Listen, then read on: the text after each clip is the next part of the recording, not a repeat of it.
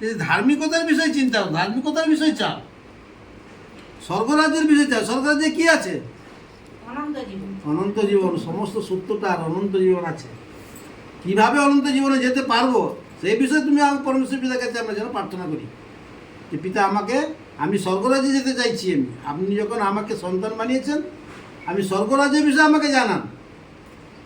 কোথায় ভুল ত্রুটি হচ্ছে, কীভাবে চলবো আমি, কীভাবে পথ চলবো, কীভাবে আপনার প্রার্থনা করবো, কীভাবে আমি পরিত্রাণের কার্য করবো, এই বিষয়ে পরমেশ্বর পিতাকে চাইতে হবে। আর এগুলো চাইলে এগুলো কিন্তু আমরা সব পেয়ে যাব। কি খাবো, কি পরবো, কোথা থাকবো, এগুলো আমরা পেয়ে যাব। এ তো দিবেই। পরমেশ্বর পিতা যখন আমাদের জীব সৃষ্টি করে দিয়েছেন, এগুলো আমাদেরকে পরমেশ্বর পিতা দেবে। এটার বিষয়ে চিন্তা করার দরকার নেই। এই ধার্মিকতার বিষয়ে, স্বর্গরাজ্যের বিষয়ে পরমেশ্বর পিতাকে যে প্রার্থনা, আমাকে জ্ঞান দাও, আমাকে বুদ্ধি দাও, স্বর্গরাজ্যের বিষয়ে আমাকে জানাও, আমি যেন ওইগুলো সব কিছু জানতে পারি, ধার্মিকতার বিষয়ে জানাও। এই বিষয়ে আমাদেরকে রাত্রিবেলা প্রার্থনা করতে হবে, যারা আমরা অঙ্গীকার হয়ে আছি।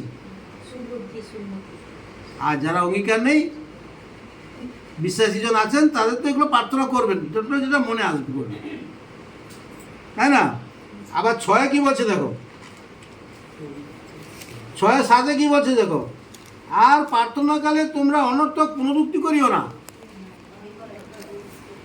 এই যে আমরা প্রার্থনা করছি পরমেশ্বর পিতার কাছে, এই প্রার্থনা করার সময় আমরা যেন একটা বিষয়কে বারবার না বলি। এই জন্য বলছে যে আর প্রার্থনাকালে তোমরা অনর্থক পুনরুক্তি করিও না, যেমন জাতিগণ করিয়া থাকে। জাতিগণ অনেকবার করতে থাকে যাতে শুনতে পায়, জোরে জোরে বলবে।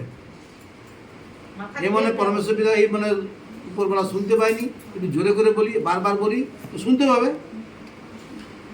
কেননা তাহারা মনে করে বাক্য বাহুল্যে তাদের প্রার্থনা উত্তর পাইবে। অনেকবার বললে মনে হয় তারা সে উত্তরটা পাবে। তাহলে পরমেশ্বর পিতা একটু জানালো না রঞ্জিত ভাইয়ের দ্বারা যে বিশ্বাস, প্রত্যাশা আর প্রেম। তাহলে বিশ্বাসটা আমার মধ্যে আছে না, সেই জন্য তো প্রার্থনা করছি। সেই বিশ্বাসটা যেহেতু আছে, তাহলে সেহেতু আমাদের প্রার্থনা করার সঙ্গে যেন আমাদের মধ্যে সন্দেহটা না আসে। বারবার বলার কোনো দরকার নেই।